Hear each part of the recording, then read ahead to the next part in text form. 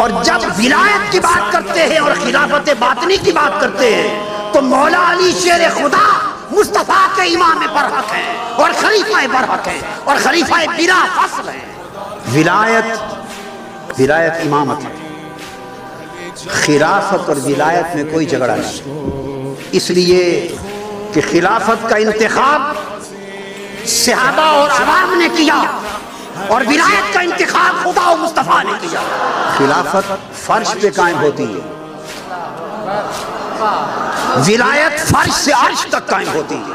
خلافت کے منعقد ہونے کی دلیل اجماع صحابہ ہے اور ولایت کے منعقد ہونے کی دلیل اعلان مصطفیٰ ہے۔